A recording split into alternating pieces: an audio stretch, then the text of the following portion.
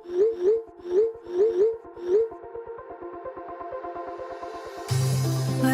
we go,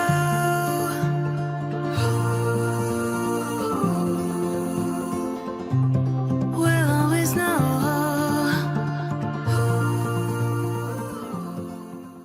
hi guys, Har Har Mahadev. Welcome to the love in light 369 tarot. कैसे हो आप सभी?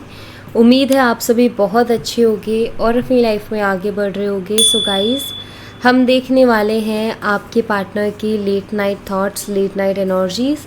सो लेट्स सी देखते क्या आता है। जेंडर का कोई इशू नहीं है, मेल फीमेल सभी रीडिंग को देख सकते हैं। और अगर आप उससे पर्सनल रीडिंग लेना चाहते हो, स्क्रीन पर व्हाट्सएप नंबर दिए गए हैं, आप उस पर कांटेक्ट कर सकते हो। For love reading, health reading, career reading, सभी तरीके की रीडिंग्स मैं करती हूँ। एंड गाइस, एक जर्नल एंड कलेक्टिव रीडिंग है। हो सकता है कि पूरी की पूरी रीडिंग आपसे रेजोनेट कर जाए, हो सकता है कुछ परसेंट करे, हो सकता है कि बिल्कुल ना करे। तो पॉजिटिवली लें और रीडिंग अगर रेजोनेट करे तो कमेंट करके मुझे ज़रूर से बताइएगा और पॉजिटिव एनर्जी को अपने लिए क्लेम कीजिएगा। वीडियो को लाइक करना मत भूलिएगा। तो चलिए अभी देखते हैं कि लेट नाइट एनर्जीज़ क्या है आपके पार्टनर की।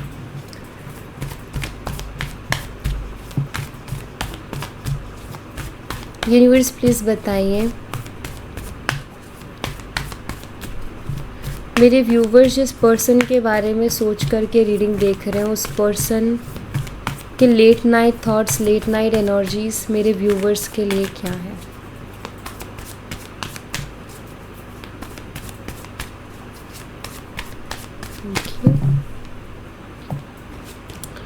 यहाँ पर 7 ऑफ स्वॉर्ड्स हैं। Gemini, Libra, Aquarius, Mithun, Tula और कुंभ राशि। 8 of wands, Aries, Leo, Sagittarius, मेषिंग और धनु राशि। द सन, लियो, सिंह राशि। And 10 of cups, Cancer, Scorpion, Pisces, Kark, Meen और वृश्चिक राशि।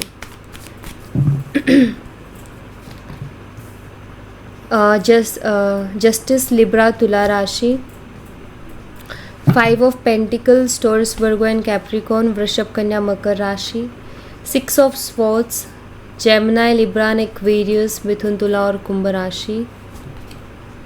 Page of pentacles, Taurus, Virgo and Capricorn, Vrishabh, Kanya और मकर राशि।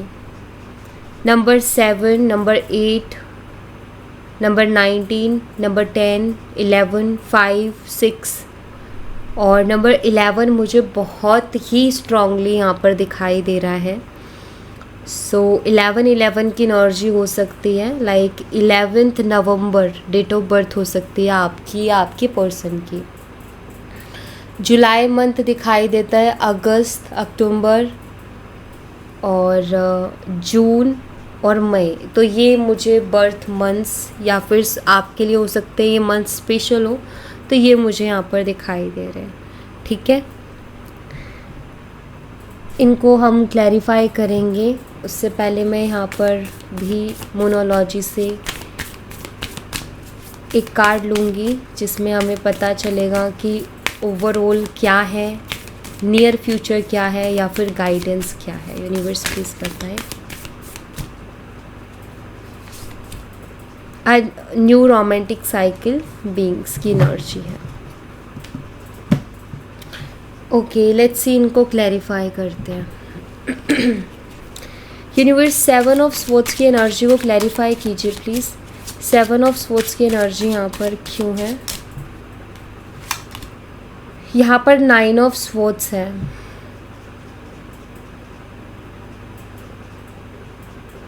ये पर्सन बहुत परेशान से, जैसे कि इस इंसान ने देखो अपने हाथों से ना अपना सर पकड़ रखा है।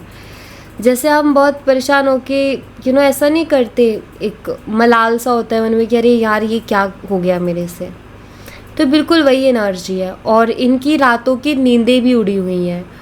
और मैं ऐसा क्यों बोल रही हूँ कि इनकी रातों की नींदें उड़ी हुई है या फिर ये ऐसे परेशान से हो रहे हैं, क्योंकि यहाँ पर 7 ऑफ स्वॉर्ड्स की एनर्जी है, जो कि मुझे ये बताती है कि आपके पर्सन ने शायद बहुत सी चीज़ें ऐसी की है, जैसे कि झूठ बोलना, पीठ पीछे छुप छुप के ऐसी चीज़ें करना जो कि शायद आपके सामने आई। इनकी रिस्पॉन्सिबिलिटीज़ से बचना, जब भी आप सीरियस बात करते हो या कमिटमेंट की बात करते हो तो इस इंसान का पता नहीं चलता कि ये कौन सी गली से निकल गए। बचते हैं, बातों को घुमाते हैं, झूठ बहुत ज़्यादा बोलते हैं। तो ये सारी चीज़ें कर कर के ना शायद इन्होंने इस रिलेशनशिप में बहुत प्रॉब्लम्स क्रिएट कर ली, प्लस इन्होंने अपनी इमेज भी डाउन कर ली, ट्रस्ट इश्यूज़ पैदा हो गए। शायद अब आप उनके ऊपर उतना ट्रस्ट नहीं करते हो जितना आप उनके ऊपर पहले विश्वास करते थे। तो यही कारण है इनका इतना परेशान होने का और रातों की नींदें उड़ने का कि यार ये मैंने क्या किया। अगर मैं क्लियर रहता उसके साथ, अगर मैं उसके साथ बहुत चीज़ों को क्लियर रखता तो शायद आज हम साथ होते। तो ये इस बात का दुख मनाते कि इनकी चालाकी जो है वो इन पर ही भारी पड़ गई, इस बात का बहुत दुख मना रहे हैं। 8 ऑफ वॉन्ड्स को क्लैरिफाई कीजिए यूनिवर्स। 8 ऑफ वॉन्ड्स की एनर्जी यहाँ पर क्यों है प्लीज़ बताइए। यहाँ पर 10 ऑफ स्वॉर्ड्स की एनर्जी है।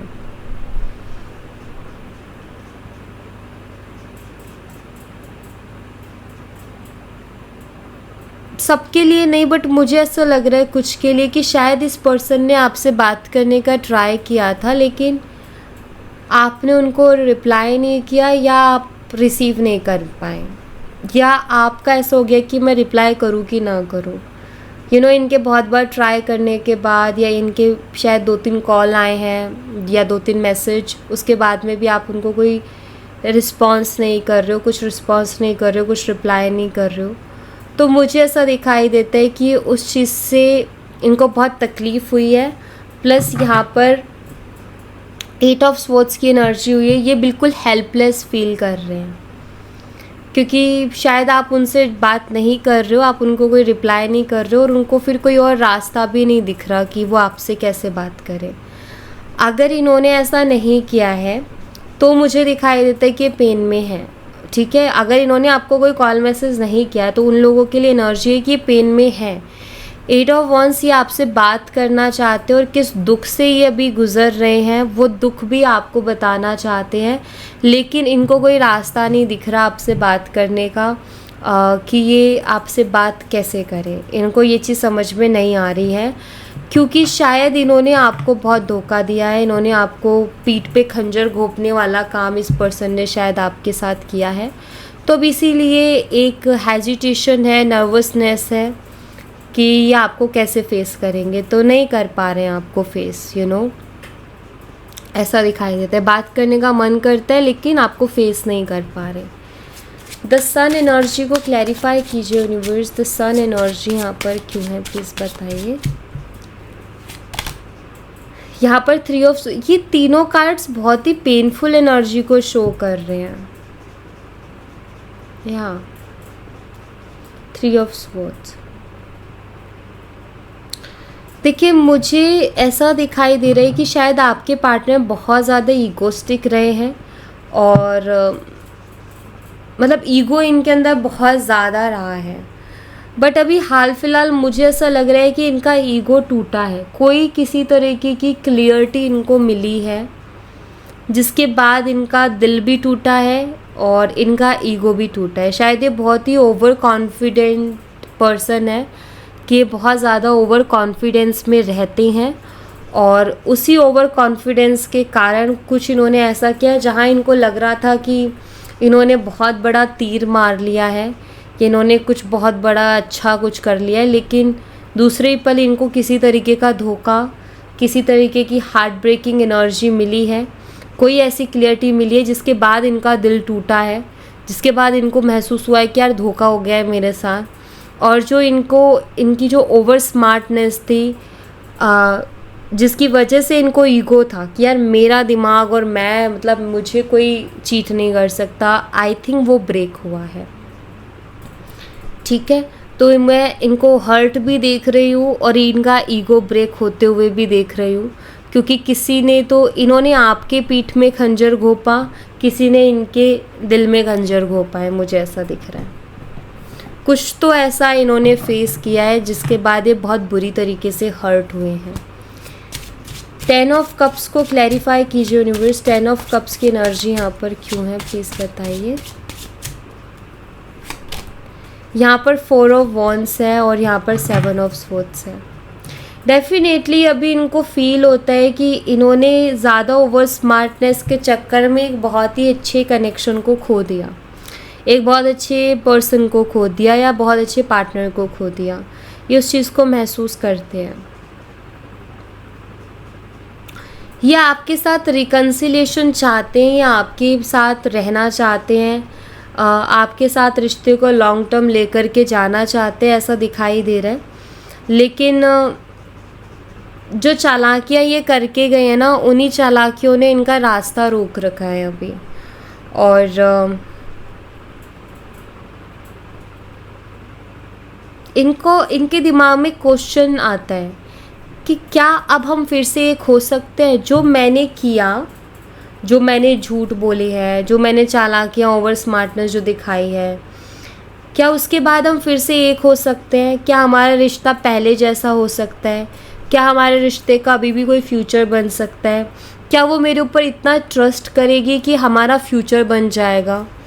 तो ये सारे सवाल उनके मन में चल रहे हैं, ये सारे सवाल उनके मन में उठ रहे हैं, क्योंकि उनको पता है कि यहाँ पर ट्रस्ट इश्यूज़ आ गए हैं और आप उनको बहुत ईजी से एक्सेप्ट नहीं करोगे और बिना ट्रस्ट के ये कनेक्शन आगे बढ़ेगा नहीं। पहली चीज़ तो एक वो कांटेक्ट में आओगे ही नहीं बिना ट्रस्ट के। तो ये भी हो सकता है कि शायद आपने उनको ये भी बोला कि एज अ फ्रेंड रहना है तो रहो, मुझे रिलेशनशिप नहीं रखना। आप पे से कुछ लोगों की एनर्जी हो सकती है, सबकी नहीं बोलूँगी बट कुछ की। तो कहीं ना कहीं वो एक ट्रस्ट चाहिए रिलेशनशिप के लिए, क्योंकि वो ट्रस्ट के बेस पर ही वो कनेक्शन बनता है। हम किसी के साथ ज़िंदगी बिताने का फ़ैसला लेते हैं तो ऑफ कोर्स वो एक ट्रस्ट के बेस पे बनता है। अगर वही नहीं होगा तो फिर तो बहुत मुश्किल हो जाएगा। तो इनके मन में वो सवाल उठ रहे हैं कि क्या आप उनके ऊपर दोबारा से उतना ट्रस्ट कर पाओगे जितना आप पहले किया करते थे। जस्टिस की एनर्जी को क्लैरिफाई कीजिए यूनिवर्स। जस्टिस की एनर्जी यहाँ पर क्यों है, प्लीज़ क्लैरिफाई कीजिए। यहाँ पर द व्हील ऑफ फॉर्चून की एनर्जी है और ये दोनों कार्ड्स मिलके ये बताते हैं, ये देखो 8 ऑफ वॉन्ड्स एनर्जी शिफ्ट का कार्ड है और ये दोनों कार्ड्स मिलके मुझे ऐसा बता रहे हैं कि समय सबका बदलता है और समय सबको सबक सिखाता है, ठीक है। और मुझे ऐसा दिखाई दे रहा है कि ये जो समय वो इनको सबक सिखा रहा है, क्योंकि जस्टिस का कार्ड व्हील ऑफ फॉर्चून के साथ आने का मतलब है कि इनकी लाइफ का ये कार्मिक टाइम फेस कर रहे हैं। कार्मिक टाइम फेस करने का मतलब है कि अपने कर्मों का जो इन्होंने कर्म किए थे वो कर्म ये फेस कर रहे हैं। और शायद इनको ये एहसास भी है कि ये जो मेरे साथ मेरी लाइफ में हो रहा है, ये जो मेरे खंजर घोंपे जा रहे हैं या फिर जो मेरे साथ धोखाधड़ी की जा रही है, ये मेरे ही कर्मों का कहीं ना कहीं फल है, क्योंकि ऐसा मैंने किसी के साथ किया था। तो इस वजह से ये जो भी हो रहा है वो मेरे कर्मों का फल है। तो यहाँ पर ये शो होता है कि इस पर्सन का ये कार्मिक टाइम चल रहा है और कार्मिक टाइम ही इतनी ठोकरें लगाता है कि इंसान को जो दुनिया भर की समझ है वो आ जाती है।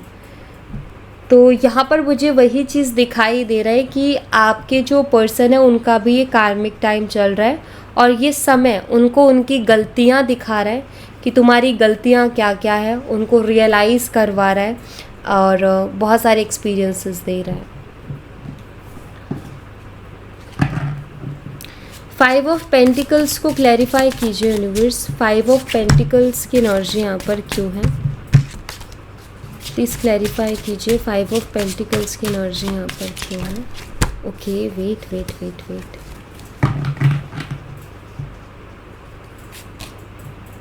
यहाँ पर द सन है और बॉटम से 6 ऑफ स्वॉर्ड्स।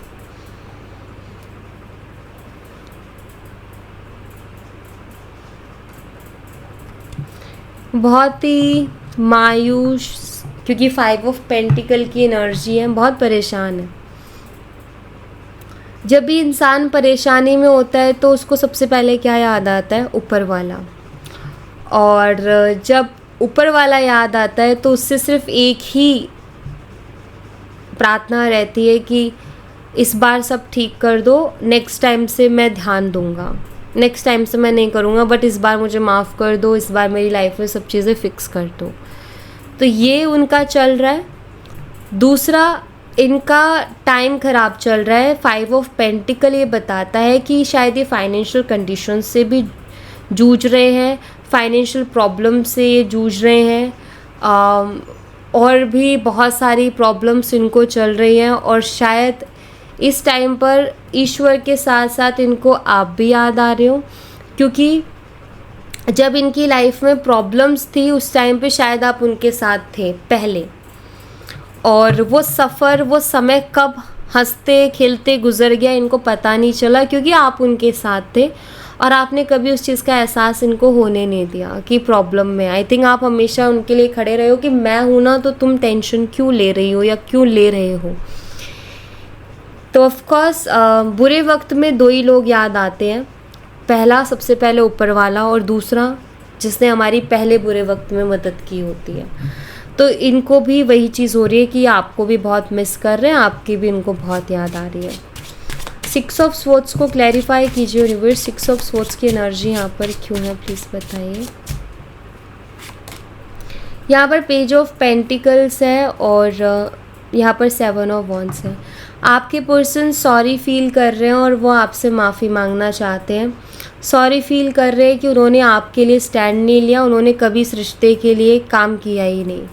दूसरा, उन्होंने हमेशा आपने एक तरफा एफर्ट डाले जिनकी भी इस पर्सन ने वैल्यू नहीं की, और इनके कोई एफर्ट्स नहीं थे।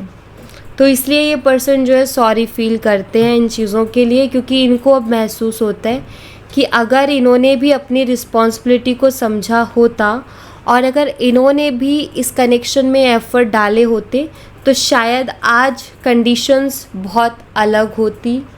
बट जैसे आपने उनके हमेशा अपने उनके मुश्किल वक्त में या बुरे वक्त में उनको अकेला नहीं छोड़ा, उनके साथ रहे ना, वैसे शायद आपके मुश्किल वक्त में या परेशानी के टाइम में ये आपके साथ नहीं रहे हैं। आप हमेशा खड़े रहे हो लेकिन ये नहीं खड़े रहे हैं। तो ये कहीं ना कहीं सॉरी फील करते हैं उन सब चीज़ों के लिए। नेक्स्ट यहाँ पर पेज ऑफ पेंटिकल्स की एनर्जी है। पेज ऑफ पेंटिकल्स की एनर्जी को क्लैरिफाई कीजिए यूनिवर्स। यहाँ पर 7 ऑफ कप्स है एंड एस ऑफ पेंटिकल्स। आपके पर्सन माफ़ी सॉरी तो फील कर रहे हैं और शायद ये आपसे माफ़ी भी मांगना चाहते हैं, लेकिन अगेन इनके दिमाग में वही कन्फ्यूज़न, वही अलग अलग प्रकार के विचार चलने शुरू हो गए हैं कि अगर ये आपसे माफ़ी मांगते तो क्या आप इनकी माफ़ी को एक्सेप्ट करोगे, क्या आप इनको माफ़ करोगे। अब ये सवाल इनके दिमाग में घूम रहा है कि यार अगर मैं उससे, ये ओवर थिंकिंग का ही पार्ट है कि यार अगर मैं उससे माफ़ी मांगूँ, सेल्फ टॉक करना कि अगर मैं उससे माफ़ी मांगूँ तो क्या वो मुझे माफ़ करेगी। मतलब अंदाज़ा लगाना कि यार अगर मैं ऐसा एक्शन लेता हूँ तो उसकी तरफ से मुझे क्या रिएक्शन मिलेगा।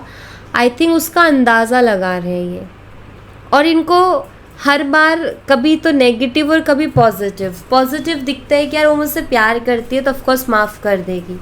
फिर नेगेटिव दिखता है कि यार मैंने उसका इतना कुछ किया है तो मुझे माफ़ क्यों करेगी, क्योंकि अगर मेरे साथ किसी ने इतना बुरा किया होता तो मैं तो उसको कभी माफ़ नहीं करता, तो वो मुझे माफ़ क्यों करेगी। तो इस तरीके के अलग अलग विचार। तो मुझे लगता है कि एक ओवर थिंकिंग इनकी चल रही है और वो ओवर थिंकिंग इनको शायद ज़्यादा परेशान कर रही है। ठीक है, और यहाँ पर मैं इसको भी एक बार देख लेती हूँ। न्यू रोमांटिक साइकिल बीइंग्स की एनर्जी को क्लैरिफाई कीजिए यूनिवर्स। बिगिंस द वर्ल्ड, वही साइकिल का कार्ड आ गया है। द वर्ल्ड ऑल्सो एक साइकिल को बताता है। तो एक नया साइकिल शुरू होने वाला है, एक नया रोमांटिक साइकिल शुरू होने वाला है guys. And the world energy वही साइकिल को बताता है कि एक साइकिल कंप्लीट हुआ, अब दूसरा साइकिल शुरू होने वाला है। सो इस रिलेशनशिप में कुछ नया फिर से शुरू होने वाला है। आपके पर्सन की तरफ से आपको रोमांटिक एनर्जीज देखने को मिल सकती है। Look at the bigger picture, ठीक है। देखिए मुझे यहाँ पर ऐसा दिखाई देता है गाइस कि चीज़ें तो शुरू होने वाली हैं, लेकिन आप लॉन्ग टर्म का सोच के चलिएगा, ठीक है, कि आपको क्या करना है, शॉर्ट टर्म का नहीं, लॉन्ग टर्म का। जब आप लॉन्ग टर्म का सोच के चलोगे ना, तो उससे क्या होगा कि आप शॉर्ट टर्म में उसी के अकॉर्डिंग डिसीजंस लोगे। अगर आप शॉर्ट टर्म का सोचोगे ना, तो फिर लॉन्ग टर्म आपका बिगड़ सकते हैं। फॉर एग्जांपल मान लीजिए अगर शॉर्ट टर्म का सोचना होता है कि यार वो आया है, चलो बात करते हैं, और बात कर रहे हो, बातें हो रही हैं और फ्लो में बातें जा रही हैं, और आप हर दिन, आज का दिन अच्छा गया, मस्त नींद आ रही है, फिर अगला दिन अच्छा गया, मस्त नींद आ रही है, लेकिन एक टाइम पे जाकर के टेंशन होगी, ठीक है। और अगर आप पहले ही लॉन्ग टर्म का चलते हो और एक इमोशनल बॉन्ड भी स्ट्रांग होता है, फिर इमोशनली इंसान ज़्यादा अटैच होता है, फिर उसको आगे जाके बहुत प्रॉब्लम होती है।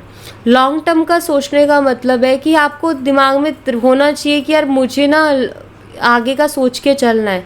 तो जैसे ही पर्सन आएंगे तो आप उनसे डिस्कस करोगे उस चीज़ के बारे में कि देखो मुझे ये चीज़ें इस तरीके से रिलेशनशिप में चाहिए, अगर तुम कर सकते हो तो ठीक है, वरना मेरे इमोशंस, मेरी भावनाओं के साथ मत खेलो। तो यहाँ पर जैसे यूनिवर्स आपको वही गाइड करने की कोशिश करेगी कि न्यू साइकिल शुरू हो रहा है, लेकिन इस न्यू साइकिल में आप सेम वो गलती मत दोहराना जो आपने पास्ट में दोहराई थी। पहले ही पूरा मतलब आपने क्लियरिटी ले लेनी है, एग्रीमेंट करवा लेना है, ठीक है, कि भाई कैसे जाने वाली हैं चीज़ें, क्या सोच के तुम आए और क्या करने वाले हो, आपको उनका जानना है कि तुम्हारी क्या सोच है। अगर वो सोच को लेकर के क्लियर है तो आप उनको एक्सेप्ट करें और मौका दें। अगर वो अपनी सोच को लेकर के क्लियर नहीं है तो आप उस इमोशनल ट्रैप में फिर से मत फंसिए, क्योंकि आप उस इंसान से प्यार करते थे और शायद अभी भी आप उनसे प्यार करते हो, और अगर आप दोबारा उनसे बात करोगे तो वो आप एक इमोशनल लूप में फिर फंसोगे। तो उससे अच्छा है कि जो गैप आया इसमें आपको एक मौका मिला है कि आप बोल सकते हो कि भैया क्लियरिटी दो। इमोशंस में बह के इंसान अपने हक के लिए नहीं बोल सकता, ये गारंटी है कि यार उसको कैसा लगेगा, उसको कैसा, इस लूप में फंस जाते हैं फिर हम, ठीक है। और सामने वाला फिर हमें गिल्टी भी फील कराना शुरू कर देता है, सामने वाला ऐसी बातें करना, क्योंकि यहाँ पर 7 ऑफ सोर्ड्स 2 बार आ चुका है, it means A manipulative person है। ऐसी बातें करेंगे कि आप गिल्ट में जाओगे। जैसे कि अगर आप उनसे ये बातें करोगे तो वो आपको बोलेंगे कि प्यार में ये सब होता है क्या, प्यार में ये सब समझौता किया जाता है कि अरे ये तो जो अरेंज मैरिजेस करते लोग उसमें ये सारी चीज़ें होती है, इन सब में मत फंसो। ये बातों की मैनिपुलेशन है। भैया आप अपने हक के लिए बोलो ना, चाहे लव मैरिज है चाहे अरेंज मैरिज है, जो आपकी ज़रूरत है या जो आप डिज़र्व करते हो वो तो आपको बोलना ही पड़ेगा। अगर आप अपने लिए नहीं बोलोगे तो कोई दूसरा आपके लिए नहीं बोलेगा। और शादी या फिर किसी इंसान को चूज़ करना ऐसे चुटकी बजा के मत करो, अच्छी तरीके से सोच समझ के करो, क्योंकि ज़िंदगी बितानी है उस इंसान के साथ, बहुत समय बिताना है।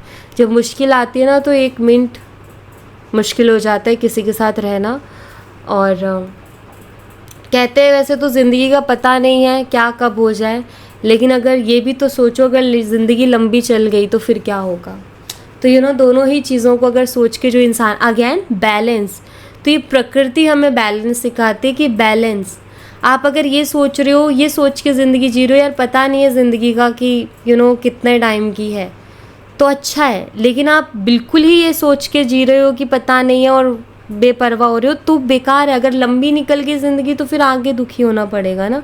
तो एक बैलेंस बना करके चलोगे तो डेफिनेटली कोई प्रॉब्लम नहीं आएगी। फिर चाहे ज़िंदगी छोटी हो चाहे फिर ज़िंदगी बड़ी हो, आप बहुत आराम से निकाल दोगे, ठीक है। So thank you so much guys, ये थी आप लोगों के लिए एक छोटी सी रीडिंग। आई होप आपसे रेजोनेट की हो, आई होप आपको पसंद आई हो। रेजोनेट की हो तो मुझे बताना ज़रूर कमेंट बॉक्स में, पसंद आई हो तो लाइक ज़रूर करना, चैनल को सब्सक्राइब करना मत भूलना। मैं मिलती हूँ आपसे नेक्स्ट रीडिंग में, तब तक अपना ख्याल रखें। Bye bye, take care, see you again.